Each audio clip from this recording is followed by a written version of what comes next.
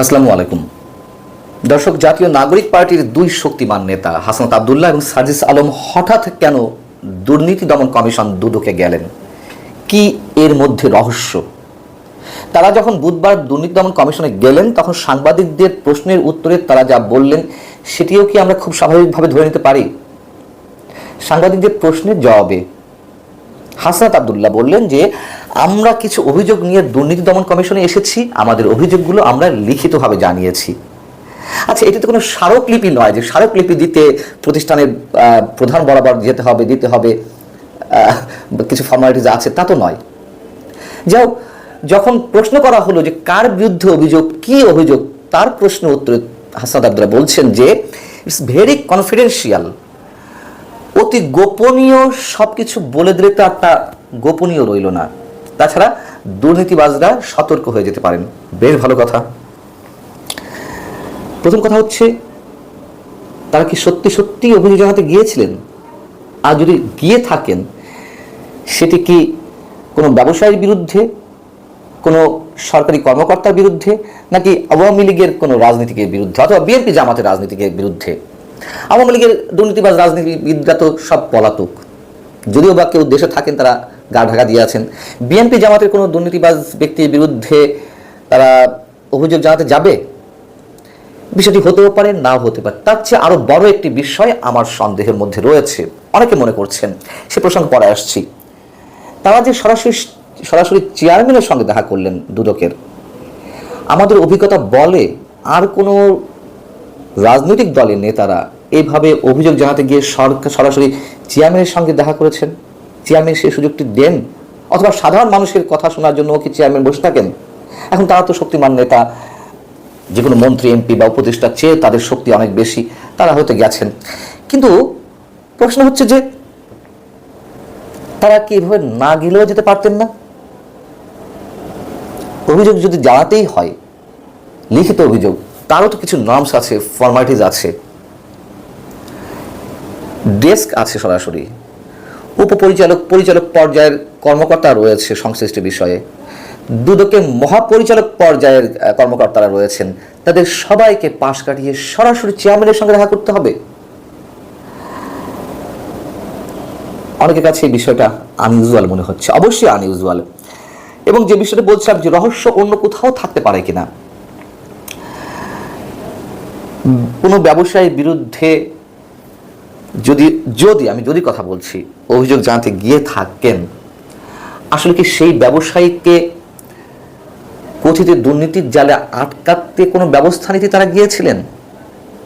তার কারণ এরকম অভিযোগটি এর মধ্যে নানানভাবে উঠেছে যে জাতীয় নাগরিক পার্টি কোত্থেকে তাদের কার্যক্রম পরিচালনার জন্য অঢেল অর্থ পাচ্ছে, এবং কোত্থেকে পাচ্ছে এই প্রশ্নের জবাবে জাতীয় নাগরিক পার্টির যিনি এই মুহূর্তে আহ্বায়ক নাহিদ ইসলাম, তিনি বলেছেন যারা অর্থ দিচ্ছেন বিশেষ কিছু ব্যবসায়ী, তাদের নিরাপত্তার স্বার্থেই তারা নাম ডিসক্লোজ করছেন না। তা নিয়ে অনেক সমালোচনা হয়েছে। আচ্ছা, বিষয়টি কি এরকম যে যারা এই মুহূর্তে তাদেরকে চাঁদা দিচ্ছে না বা অনুদান দিচ্ছে না, আমি ভালো শব্দটাই বেছে নিলাম, তাদেরকে ফাঁসাতে বিশেষ কোনো প্রক্রিয়ার অংশ নিতে বা বিশেষ কোনো প্রক্রিয়া তাদেরকে আটকাতে তারা কোনো সুপারিশ নিয়ে গিয়েছিল?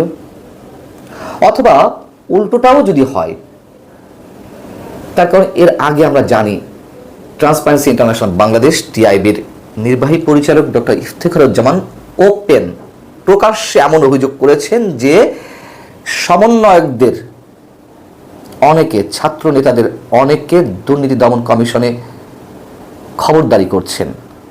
তারা খবরদারি করে অনেকের বিরুদ্ধে যে চলমান তদন্ত রয়েছে, অনেক দুর্নীতিবাজ রাজনীতিক কিংবা অন্যান্য পর্যায়ের কর্মকর্তা, সাবেক সরকারি কর্মকর্তা, এমন ব্যক্তিদের ক্ষেত্রে যাতে তদন্ত না হয় তার জন্য সুপারিশ যাচ্ছে, তদন্ত থামিয়ে দেওয়া হচ্ছে।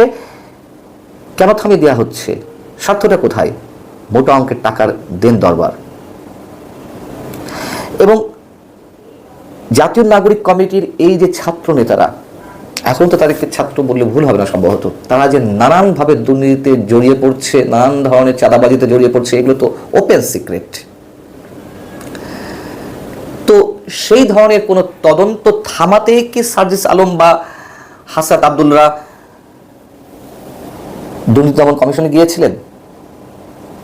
এখন যদি প্রশ্ন করি যে তাদের তো অনেক ক্ষমতা, যদি দুর্নীতির বিরুদ্ধে অভিযান চালাতে বা সুপারিশ করতে বা ব্যবস্থা নিতে কোনো অনুরোধ তাদের থেকেই থাকে, তারা তো ফোনে বলতে পারতেন।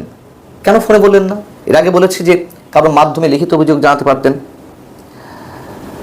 মোদ্দা কথা, তাদের এই যাওয়াটা একেবারেই স্বাভাবিক কিছু নয়। হয় তারা এমন কোনো দুর্নীতি তদন্ত থামাতে তারা সরাসরি গিয়েছেন, চেয়ারম্যানের সঙ্গে দেখা করেছেন, অথবা কাউকে ফাঁসাতে সরাসরি চেয়ারম্যানের সঙ্গে দেখা করেছেন। তার কারণ তারা কোনো ধরনের নিয়ম নীতি মানেননি। লিখিত অভিযোগ দেওয়ার জন্য আলাদা ডেস্ক আছে, বক্স আছে, তারপরেও নানান পর্যায়ের কর্মকর্তা রয়েছেন। সেগুলোর কোনো কিছুই না করে তারা সরাসরি দুর্নীতি দমন কমিশনের চেয়ারম্যানের সাথে দেখা করলেন, কথা বলে আসলেন। এটা মোটেই স্বাভাবিক কোনো বিষয় নয়। এখন হয়তো আমরা জানতে পারবো না যে কী জন্য তারা গিয়েছিলেন। হয়তো কখনো যদি আমাদের কপাল ভালো হয় আমরা সত্যটা জেনে যেতেও পারি। অনেক কিছুই তো কোনো না কোনোভাবে ফাঁস হয়ে যায়। তবে যেভাবেই তারা যান না কেন, বিষয়টি অবশ্যই অবশ্যই রহস্যপূর্ণ। এর মধ্যে স্বাভাবিক কিছু নেই, এটুকু নিশ্চিত করে বলা যায়। আল্লাহ হাফেজ, ভালো থাকুন সবাই।